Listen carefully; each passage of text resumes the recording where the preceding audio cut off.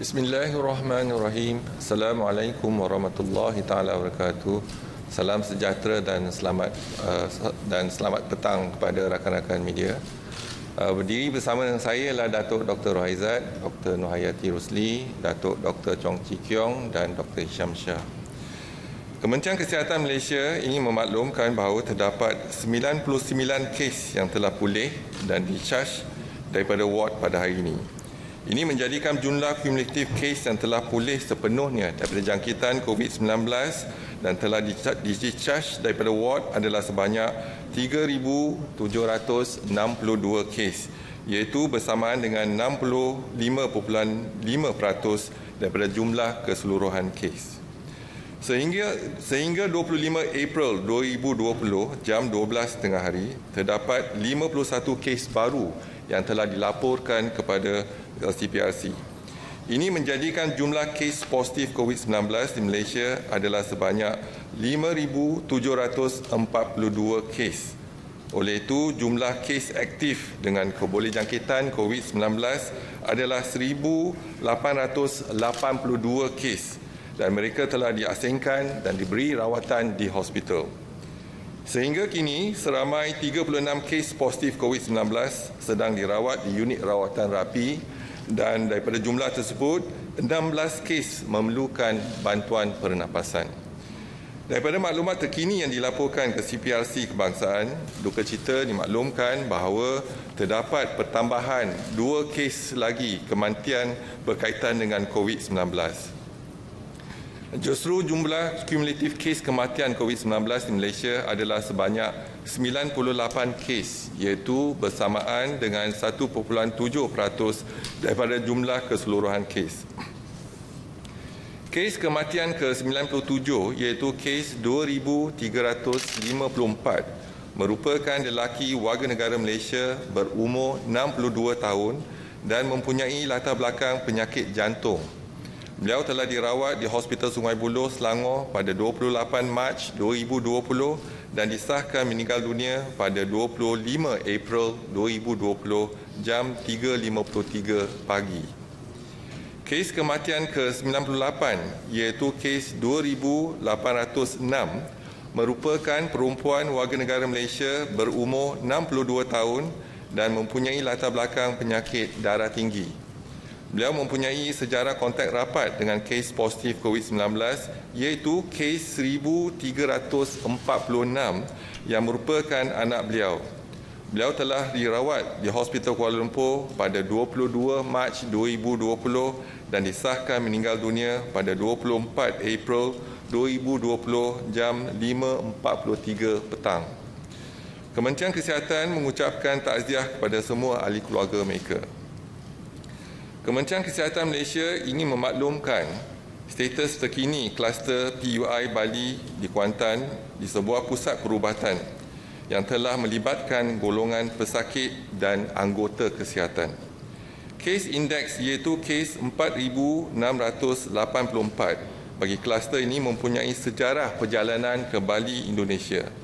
Kes indeks tersebut mempunyai kontak rapat dengan kes ke 1,575 iaitu abang pada kes indeks yang telah dimasukkan ke ward Severe Acute Respiratory Infection pusat perubatan tersebut pada 19 Mac 2020 dengan gejala demam dan jangkitan saluran pernafasan. Sehingga kini terdapat sebanyak 43 kes disahkan positif COVID-19 di dalam kluster ini, iaitu 30 orang sedang dirawat di ward Hospital Tengku Ampuan Afzan, Pahang dan 9 orang telah sembuh serta seorang dirawat di unit rawatan rapi dan 3 orang telah meninggal dunia iaitu kes 1,575, kes 5,064 dan kes 4,129. Sebanyak 2,301 ujian saringan COVID-19 telah dijalankan melibatkan anggota kesihatan dan pesakit daripada pusat perubatan tersebut. Daripada 43 kes yang disahkan positif di dalam kluster ini, termasuk 10 orang adalah anggota kesihatan pusat perubatan tersebut. Langkah-langkah kawalan penularan jangkitan COVID-19 sedang digiat dijalankan dengan kerjasama rapat dengan Kementerian Kesihatan Malaysia, termasuk proses nyah cemar dan pemindahan pesakit ke hospital-hospital Kementerian Kesihatan Malaysia yang berdekatan. Ini adalah untuk memastikan pusat perubatan tersebut selamat dan diyakini bebas daripada jangkitan COVID-19. Kementerian Kesihatan Malaysia ingin mengingatkan semua anggota kesihatan kerajaan dan swasta tentang kepentingan untuk menggunakan alat penutup mulut dan hidung, terutamanya semasa mengendalikan kes-kes influenza-like illness atau severe acute respiratory infection. Selain itu, pemakaian alat pelindung diri iaitu PPE yang sesuai semasa melakukan sebarang prosedur klinikal adalah amat penting. Semua anggota kesihatan dan barisan hadapan turut dinasihati untuk mengamalkan langkah-langkah pencegahan seperti yang telah disarankan, terutama dalam memastikan tangan sentiasa bersih, mengamalkan jarak sosial di dalam dan luar tempat kerja serta pemakaian alat pelindung PPE mengikut keperluan. Seperti yang diumumkan oleh Yang Berhormat Menteri Kanan Kluster Keselamatan, didapati masih terdapat segelintir masyarakat yang ingkar kepada perintah kawalan pergerakan. Diperhatikan juga penduduk zon hijau mulai mengambil mudah situasi tiada kes baru yang dilaporkan dan ini sememangnya merisaukan Kementerian Kesihatan. Kementerian Kesihatan juga khawatir masyarakat alpa lalu mengambil mudah nasihat-nasihat kesihatan yang telah dikeluarkan kerana memikirkan wabak ini hampir selesai. Pada hakikatnya, peperangan menentang musuh yang tidak kelihatan ini masih belum berakhir. Oleh itu, Kementerian Kesihatan Malaysia menyeru kepada semua masyarakat termasuk mereka di kawasan yang diisytiharkan sebagai zon hijau agar tidak leka dan kekal mematuhi PKP. Virus COVID-19 adalah musuh kita bersama, namun harus diingatkan bahawa kelalaian dan sikap ambil mudah masyarakat pula adalah sekutu kepada virus ini. Masyarakat juga perlu mengamalkan jarak sosial selamat sekurang-kurangnya 1 meter daripada orang lain di samping mengamalkan tahap kebersihan diri yang tinggi seperti kerap mencuci tangan dengan air dan sabun. Kementerian Kesihatan akan terus memantau perkembangan kejadian COVID-19 melalui segala maklumat yang diperolehi dan akan dimaklumkan kepada rakyat daripada masa ke semasa. Ingin dimaklumkan, kapasiti harian makmal COVID-19 negara setakat 24 April telah dipertingkatkan kepada 16,385 ujian sehari. Jadi ujian sebenarnya, jumlah ujian seharian untuk 24 April 2020 ialah 14,997. Jadi keupayaan untuk melaksanakan RT-PCR ujian adalah 16,380 untuk setiap hari. Seterusnya, kita ke laporan PKPD COVID-19 di Malaysia sehingga 25 April 2020 jam 12.30 hari. Untuk lokaliti pertama iaitu Menara Plaza CP1, tiada kes positif yang baru, jumlah kekal 51 kes, di mana 37 adalah bukan warga negara Malaysia. Untuk lokaliti Selangor Mansion, ada pertambahan 20 kes positif, menjadikan jumlah kes positif 166 kes, di mana 150 adalah bukan warga negara. Untuk lokaliti yang ketiga iaitu Malayan Mansion, ada pertambahan 3 kes menjadikan jumlah kes positif 7, di mana 6 bukan warga negara. Dan untuk lokaliti lain-lain di sekitar Masjid India, tiada pertambahan, kekal 3 kes dan ketiga-tiga kes tersebut adalah bukan warga negara. Kesemua empat lokaliti ini ada hubung kait dengan kes indeks dalam perhimpunan di Seri Petaling yang turut dihadiri oleh pekerja bukan warga negara di mana PKPD dilaksanakan. Seterusnya, untuk lokaliti Bandar Baru Ibrahim Majid dan kawasan sekitar, tiada pertambahan kes, kekal 193 kes. Lokaliti Kampung Sungai Lui ada pertambahan 1 kes di Madrasah Nabawiyah, iaitu menjadikan jumlah kes positif 158 kes. Dan lokaliti pusat Bandar Utara dan sekitar Pasar Borong Kuala Lumpur ada pertambahan 10 kes, iaitu menjadikan jumlah kes positif ialah 46 dengan 1 kematian, dan 35 kes adalah bukan warga negara. Jumlah saringan dan ujian pusat bandar utara untuk mereka di pusat Bandar Utara dan sekitar Pasar Borong Kuala Lumpur adalah sebanyak 11,177 kes. Seterusnya kita ke kluster perhimpunan di Masjid Seri Petaling, iaitu saringan telah dilaksanakan untuk 31,136 kes. Bilangan sampel diambil adalah 30,025 kes dan kes positif ialah 2,112 kes, melibatkan 5 generasi. Seterusnya, jumlah madrasah dikenal pasti setakat ini adalah 227 dan jumlah pelajar tahfiz dan guru tahfiz dan kaki tangan adalah 14,385. Pun begitu, 6,113 sampel telah diambil bersamaan dengan 42.5% dan kes positif adalah 337 bersamaan dengan 5.3%.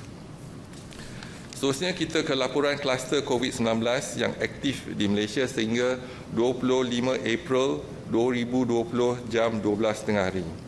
Yang pertama ialah kluster Kampung Sungai Lui, ada pertambahan 1 kes menjadikan jumlah 158 kes. Yang kedua, kluster Pesentren, ada pertambahan 1 kes menjadikan jumlah 89 kes. Dan PUI Bali ada pertambahan 1 kes menjadikan jumlah 43 kes. Lain-lain kluster tiada pertambahan setakat ini. Sekian, terima kasih. Kalau ada apa-apa soalan, silakan. Assalamualaikum, saya Hasnah daripada Bernama. Datuk, saya ada soalan. Bilakah rapid test kit dari Korea akan sampai dan berapakah jangkaan KKM untuk saringan populasi rakyat Malaysia dengan kit tersebut, serta adakah KKM akan membuat saringan mengikut SURE WHO? Terima kasih. Jadi perbincangan masih dilaksanakan. Jadi kita dah tempah 200,000 kit antigen RTK, rapid test kit antigen. Sepatutnya sampai semalam tetapi ada kelewatan. Jadi kita jangkakan mungkin akan sampai pada minggu depan. Jadi diharapkan minggu depan kalau kit itu sampai, kita boleh guna untuk hospital-hospital kita. Yang kedua, sebagaimana telah disarankan oleh WHO, jumlah kes kalau kita lihat positif, sekurang-kurangnya kalau kita melaksanakan 10 kes yang disaring, 1 kes positif. Kalau kita saring 10 kes dan ada lebih pada 1 kes ataupun katakanlah 4 ataupun 5 kes, bermakna banyak lagi kes yang tak dikesan. Jadi sekurang-kurangnya kita kena kesan 10%. Tetapi kalau kita lihat dari segi pengesanan kita, kita telah melaksanakan saringan ataupun ujian sampel individu 132,361. Yang positif adalah 5,742, iaitu bersamaan dengan 4.34%, iaitu lebih baik daripada tanda aras yang telah ditetapkan oleh Pertubuhan Kesihatan Sedunia. Jadi kita harapkan sekarang ni kalau kita lihat dalam keupayaan untuk kita menjalankan ujian makmal, kita telah mencapai iaitu 16,385 iaitu menggunakan RT-PCR. Dan hari ini semalam kita berjaya menjalankan ujian 14,997, hampir 15,000. Jadi kapasiti untuk ujian kita ataupun keupayaan untuk ujian kita telah ditingkatkan ke 16,000. Dan kalau minggu depan kita dapat 200,000 lagi antigen rapid test kit, jadi dia akan meningkatkan lagi ujian kita mungkin ke 20,000 sehari. Tapi apa yang pasti kalau dalam perbincangan kita dengan tim daripada negara China, sebagaimana saya katakan semalam, iaitu di Guangdong ada 110 juta penduduk. Saringan mereka ialah 30,000 sehari. Jadi kita dah mencapai lebih kurang 16,000 kes sehari. Jadi dari segi pencapaian ujian saringan, kalau kita lihat memang memadai untuk setakat ini. Datuk, here, yeah, two questions.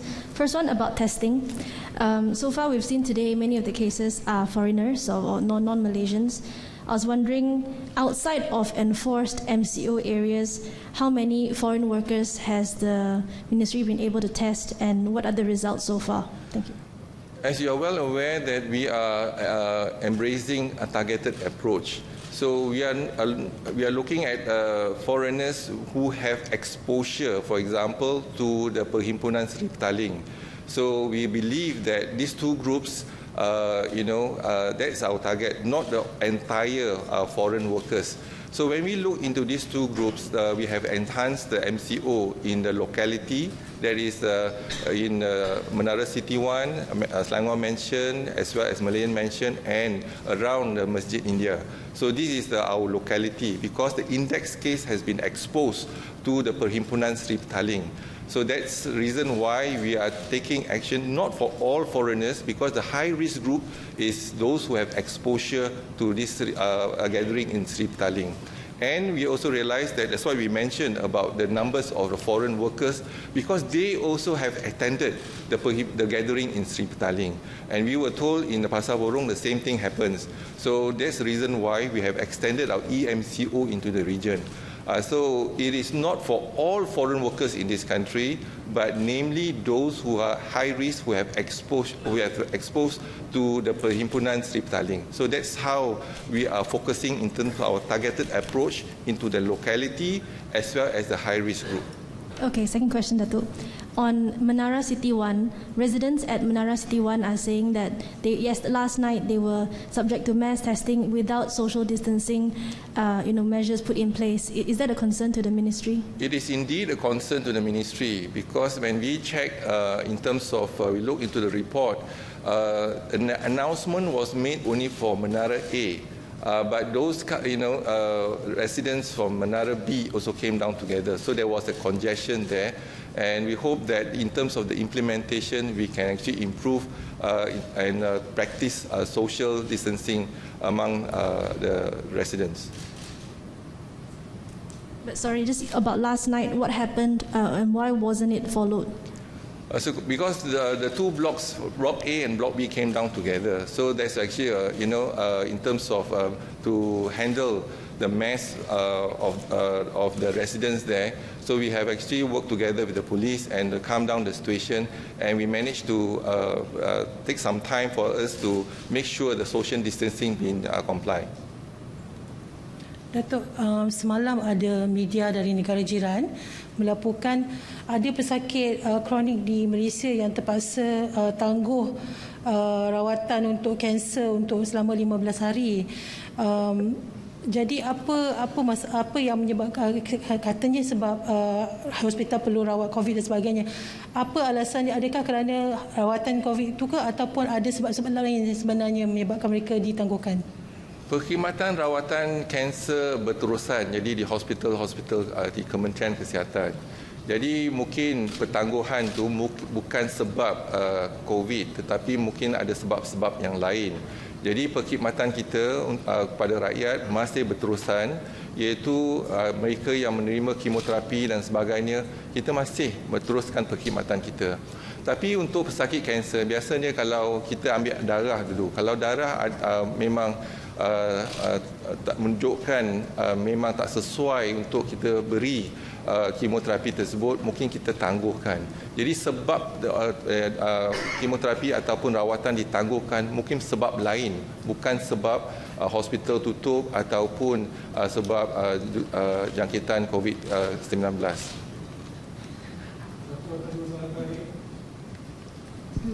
Datuk, kalau boleh dapat figure berapa warga asing yang telah disaring setakat ni? Setakat ni Setakat ni kita dah bersaring 14,187 iaitu warga negara asing, dan yang kes positif setakat ni lah 676 kes yang positif, iaitu warga negara asing yang kita ada targeted, iaitu di kawasan EMCO dan juga mereka yang berisiko tinggi yang ada hubung kait dengan Perhimpunan Isteri Petaling. One more question, Datuk. Yesterday there was there were claims of a death of a man who died after he was discharged and cleared of COVID. So I was just wondering if you could tell us what happened in this case, and also what happens to patients when they are discharged. What is the process? Thank you. So I have not got a report yet, but generally, if we suspect even a death and refer to brought to the hospital, and if we suspect there's a COVID infection, we will do the swab. So this is not the first case. We have one case that brought in, and then we have high index of suspicion there's a COVID infection. We did the swab, and the swab was positive. So that's the reason why once the swab positive, then we will start the active case detection among the family members, close contact, and etc. So this was brought to our hospital, and then we need to do the swab for the patient, the disease, and more importantly that we have shown in terms of the positivity for COVID-19, it can be from the skin, from the secretion, and from the internal organs, and all that is positive. So it's very important for us to handle those brought in dead with a high index of suspicion of COVID infection. I have not got the full report yet, but I'm just giving a general comment on that. Okay, Datuk. Assalamualaikum. Kalau kita lihat di kawasan Selangor Mansion ni, kes positif dia semakin masih lagi ada. Dan adakah kemungkinan di kawasan Selangor Mansion ni PKPD akan dilanjutkan? Terima kasih, Datuk. Kita masih memantau. Jadi kalau PKPD akan dikuatkuasakan sampai 28 April, dan kita akan lihat kes-kes tersebut. Jadi saringan bukan hanya sekali kita saring, ada berkali-kali juga kita saring. Jadi apa yang penting ialah kita memantau dan kita tahu mereka, kenal pasti mereka, dan juga kalau ada kes yang positif, kita akan pastikan kita melaksanakan acute case detection, itulah trace and track kawan-kawan mereka ataupun mereka yang berhubung rapat dengan kes positif tersebut. Jadi memang dalam pemantauan Kementerian Kesihatan. Okey, terima kasih. Sekian. Wassalamualaikum warahmatullahi wabarakatuh. Dato', 7 people were tested positive in Selangor during random tests that were carried out by Cellgate Healthcare. Do you have any update? So far, we have no update from them. Okay. Thank you.